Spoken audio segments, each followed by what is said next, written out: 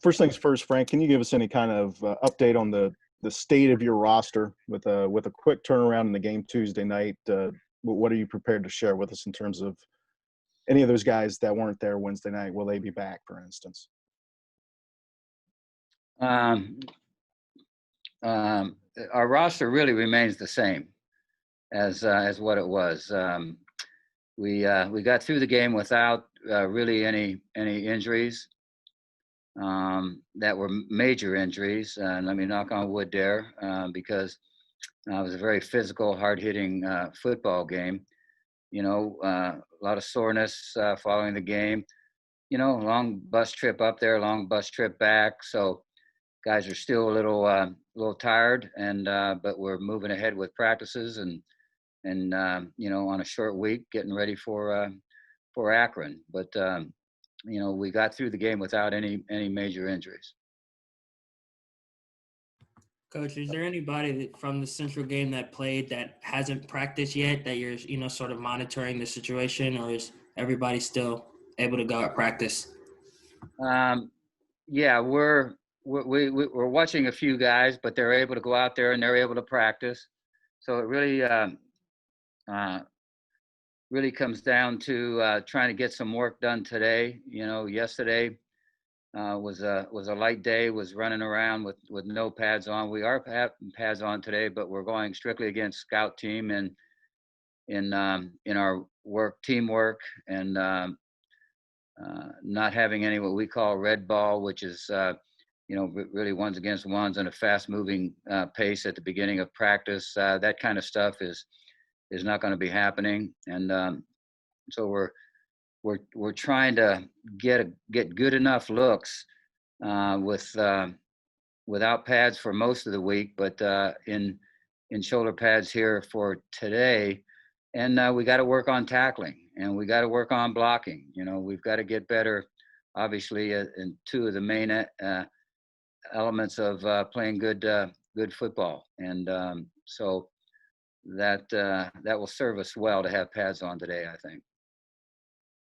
You've had a couple days to go over the film and to think about the offensive game plan at Central. Will you alter or change your approach in terms of the quarterbacks? Are both guys expected to play?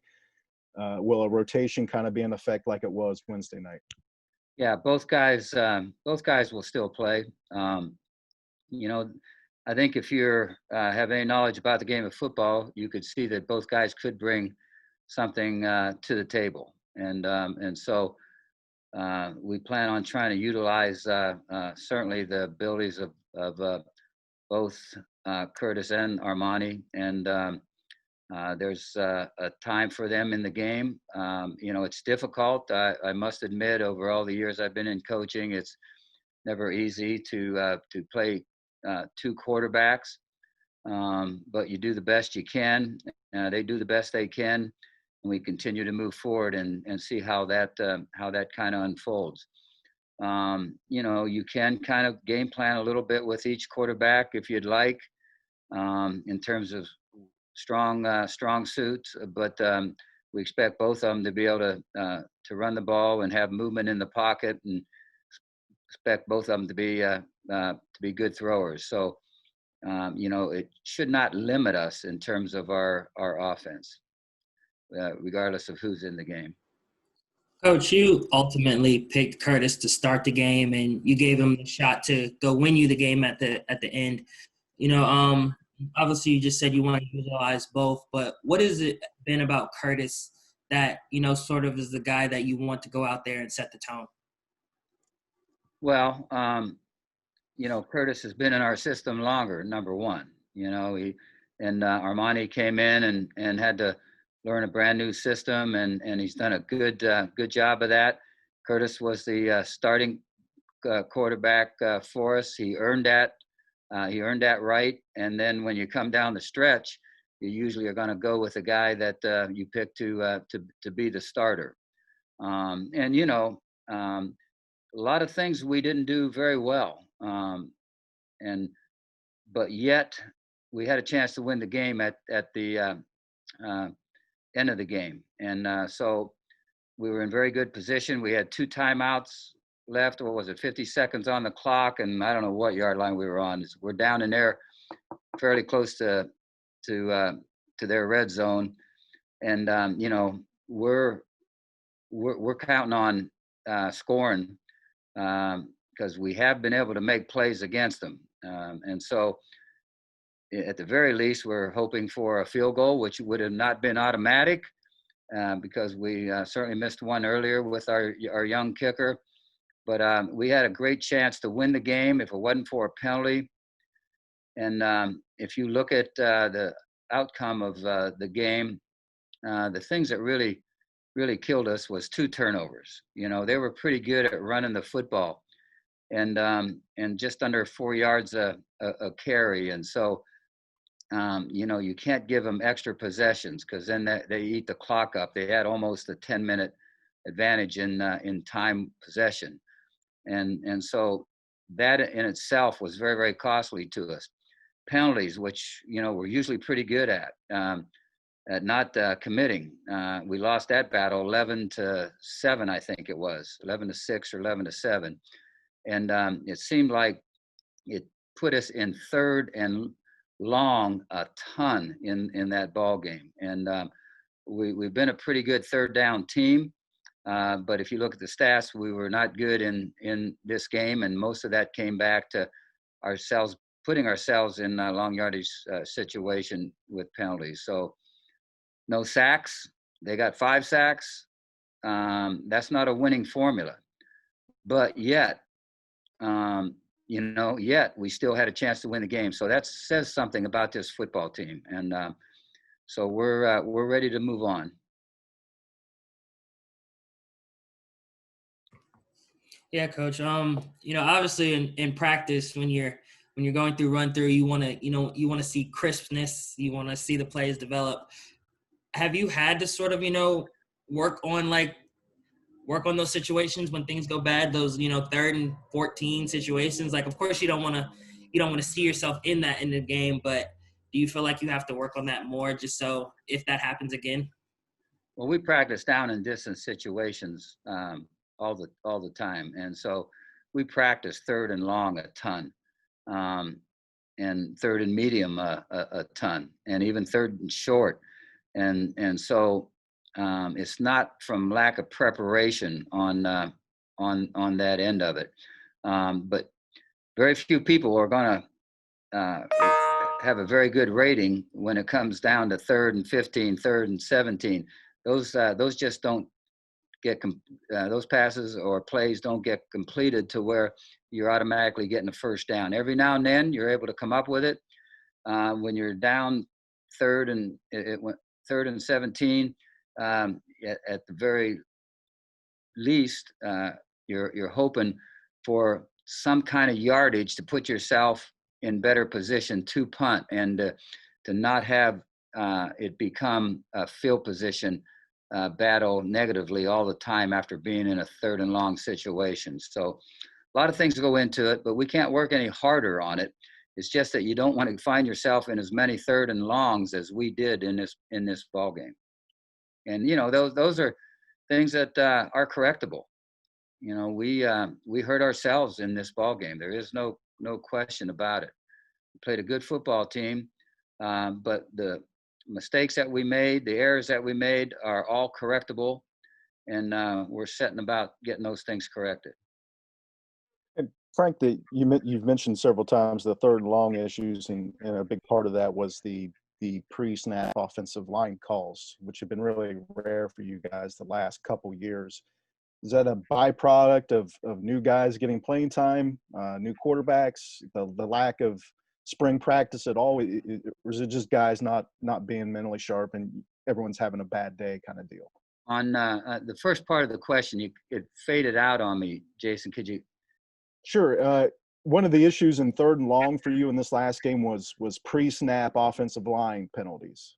Okay. And so, you know, guys are going to have bad nights, yeah, but is the fact that you missed all the spring a factor? Is it the fact you got a new quarterback, you've got new tackles? Was that all that kind of fall into that? I think it's a combination of all of the above. You know, our line, the guys that were making those errors, most of them were made by young guys, but there were a couple made by experienced guys. You know, first game you can have some of that. You know, I thought our big play ability, explosive wise, was really good, and so you know, there's going to be some things in the first game that look pretty good to you. You know, then there's going to be some of those things that you just say, hey, where'd that come from? You know, and you're just going to have to find a way to get those corrected.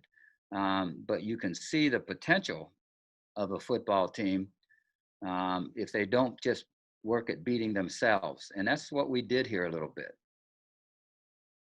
And not taking anything away from Central Michigan, they're a very good football team. Coach, the offense was able to be versatile, at least in terms of, you know, getting the ball in hands of different guys. You know, Cam had his reverse, you know, Curtis was able to find both twins, Shane, Isaiah.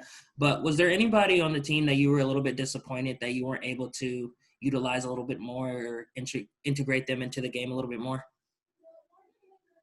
Well, I'd really like to have been able to give both quarterbacks more reps and get them into the game a little bit more.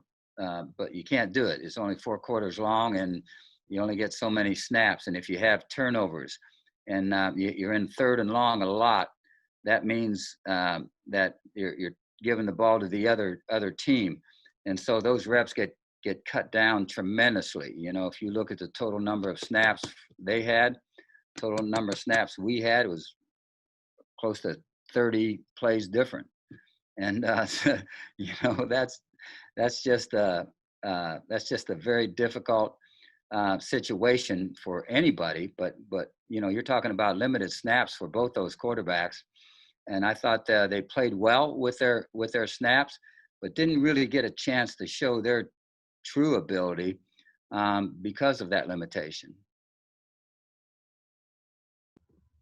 Coach, Akron obviously looks like they're in the middle of a rebuild, you know, rough season last year. Looking at film, did you notice anything different with their game plan or just like their schematic stuff heading into the season, like, and all that? Yeah, well, they've got a new quarterback, and obviously they're building around him. He runs and throws really well, and so I think they're trying to come off of that in terms of their offensive schemes and give him all the help that they can give him. You know, they lost some linemen, somewhat similar to us, you know, which obviously is never great for you for first-year quarterbacks or young quarterbacks, whether they're ours or the other teams. But you know, Zach displayed really good ability, athleticism, and so you always worry about that. And he made some really what I call tough throws, man, and got him there. And so you know that ability is there. Defensively, you know, they seem to play us a little different than what they play a lot of teams. You know, they will be pretty base, going against a lot of people. Then when it comes to us, they seem to unload on us and blitz from everywhere. So, you know, we're kind of expecting a little bit of that. We're preparing for a heavy blitz, which we've gotten the last couple of years. You know, so that's kind of what we're expecting from them. That they'll utilize their quarterback in a lot of different ways against us, and they'll try to establish the run against us. We got to prove to teams that we can stop the run. You know, we give up something like 3.9 yards a carry. That's almost 4 yards a carry, I believe. I think it was 3.9, and you know, that's getting first down if you just run the ball and you're averaging that. And so you know, we got to get better at that, certainly. Coach, Isaiah Cox was the leading receiver last year, and then obviously has a big game, getting over 100 receiving yards. How have you liked his progression over these past 3 seasons? Well, he's really been very helpful to us throughout his career. He went over 1,000 yards in reception yards this game, and you don't just do that by having one good season. You know, he's really been consistent in our program and has done very, very well. You know, he's, as you can see, a big play potential guy. He only had really one chance at a punt return, but you know, even though he only got 3 yards, you know, if you don't have talent, you don't get 3 yards on that return. You know, and so he does an awful lot of things for us. Very good leader, always composed. Really love what he's been all about through his career here. Frank, I was wondering, what did it feel like to embark on a road trip, given the protocols and all the safe practices you guys are trying to do right now? How much different was the trip to Mount Pleasant than a normal trip? You know, was it? Yeah. Did you have to do extra things just to make this happen because of the circumstances we're in? Well, there are years where you'd fly to Mount Pleasant, and which obviously would have made things a little bit easier. So, you know, to start with, you know, you usually take a look at how many during a normal time frame, normal period, not counting COVID time frame. You know, you usually look at your away games, and if there's one that you can fly to because of the distance, you usually go ahead and do it. You know, that doesn't mean you won't have some long bus rides on other ones, but you know, this was a long bus ride up. There's no question about it. They wore their masks the whole time on the bus, and you know, we had one stop. So it's really a little over 6-hour trip, but then you stop once to let them walk around and give them some snacks. You know, you're talking 6.5 to 6 and 45 minutes in terms of the time that it takes on that bus to get from point A to point B. And then it's very, very difficult coming back after a game. You know, you're banged up, you're sore. And you got to be on the bus for 7 hours coming back. You know, that's not a small task for any football team. I thought our guys handled it well, you know, but you know, you just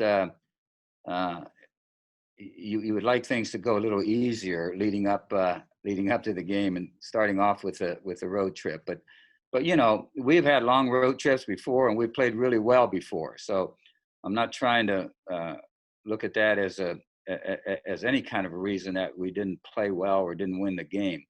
There are a lot of other factors that entered into it. But you know, our locker rooms were they did a good job of really supplying us with locker rooms. We had 2 of them, so the offense and it was in one, defense and special teams, kickers, and that were in another. Little different. You know, we had to walk quite a ways to get to those at halftime, and so that made it seem like a fairly short halftime. I think the officials were good at maybe allowing us an extra minute or two because of that, and so. But that's, you know, that's all different, but it's going to be different for everybody coming here, too. You know, it's just not the same. You just got to be ready to make adjustments and move forward, and not whine or complain about it, because that will get you absolutely nowhere. And our guys have been very good at that. It's something that we've emphasized over the years. Been really proud of how they've responded to things that were thrown at them that were that are tough to handle. So yeah, a whole different approach than what you normally have. Wearing masks, asking them to wear masks on a 6-hour bus trip up and back too is you know, no small task to get accomplished. Coach, some of the defensive guys were saying that the Central Michigan prepping for Central Michigan's offense was, interesting just because their quarterback situation and then, them coming out and utilizing the Wildcat. Since you get to play Akron much more than you play CMU and, they don't really have those issues, do you feel like you know more what you're going to get on Tuesday, or do you feel like it could be another game full of surprises? Well, we play Akron every year, so obviously we get a chance to view more film of them, and I've had more preparation time for them than a team that's in the other division. So obviously that makes a great bit of difference. The Wildcat, their use of that, and as much as they ran it, was a little bit of a surprise to us. But they, I think, started off and maybe had some success and decided to go with it. But I'm sure it was also pretty heavy in their game plan. We talk about all the things you didn't do well, your team, Frank, but what went right? Whether it was a young player breaking in for the first time, something that surprised you from a positive aspect from your season debut. Was there something good that you saw that maybe you didn't anticipate going in? Yeah, there was a lot of individual performances by guys that some of them with very little playing time, some of them with no playing time, and so that was not necessarily a surprise, but it was great to see. And if you're going to have a chance at games down the road, you gotta have some of that.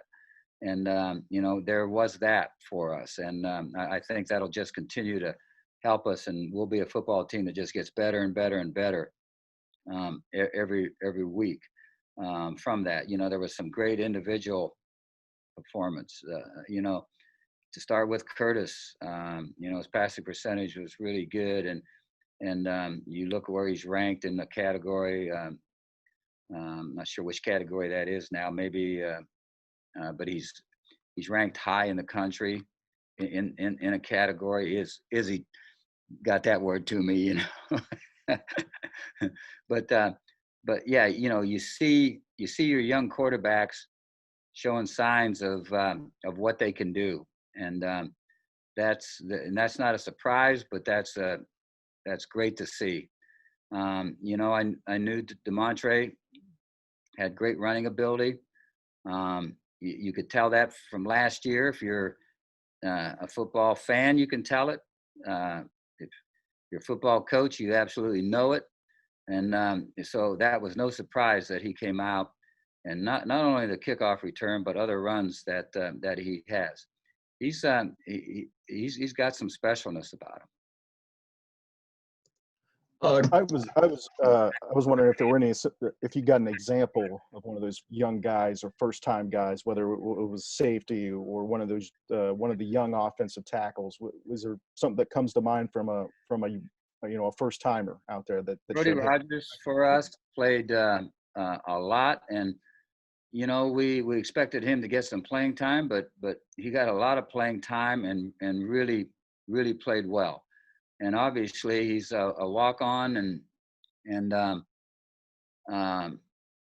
is continuing to develop, but really showed his ability.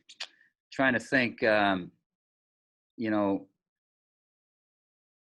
some of those guys on the defensive line, our starters in terms of defensive ends are pretty experienced guys, but those inside guys,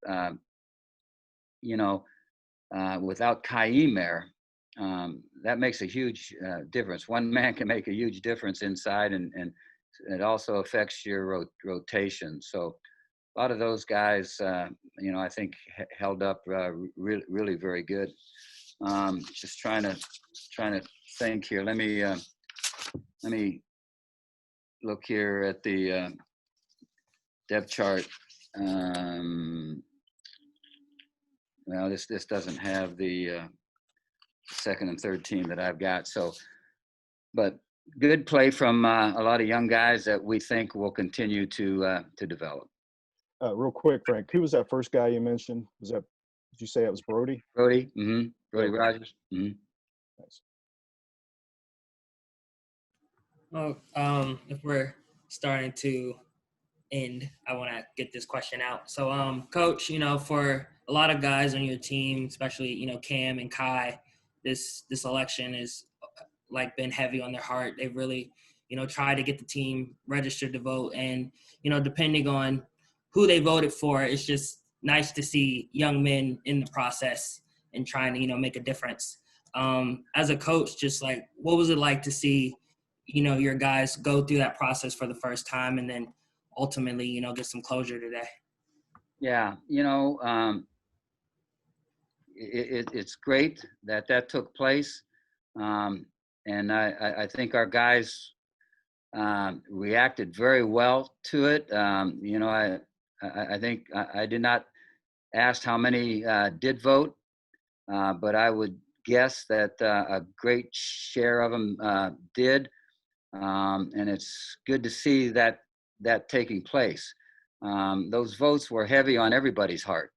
You didn't have to be a player to have a guy that you think ought to be in the office, and yet we continued to tell our players about early voting, so that we left on a day where you needed to get your ballot in if you had not sent a ballot in, and so we reminded them about 3 or 4 times. We had someone talk to them about it, that's from outside the program, and so I like the way we handled it, and I like the way our kids handled it. Who was the person that spoke to the team outside the program? Well, I'm not going to give you his name, but he's on the, not sure if it's called the election. Is there a board, or I'll get that information to you. Okay, but it was someone that's familiar with our program and does work with the board in terms of the election. It's not a very good answer, but it's what I got. I understand. In terms of challenges, Frank, it'll be easier playing at home, but it won't. Will you guys continue to do the things you've done all camp in terms of not really using your own locker room, of making the guys shower? Will those kind of protocols still be in place Tuesday night when you're actually playing a game? Yeah, they will. We'll use our locker room where there's spaced out. Social distancing will take place in there. We won't spend a lot of time in there. One of our teams, offense or defense, will be in there. The other one will change in the weight room, and that will be their locker room, and they'll be spread out in there. We'll keep them in those places at pregame. We'll keep them in those places at halftime. And generally, the guys will just go home and shower after the game versus showering here. Coach, I heard that the athletic department is looking to put up cardboard cutouts, to stimulate the fans, create that game day feel as much as it can. Is that something to you that feels like is just something nice to do, or is it actually something that could put your team at ease?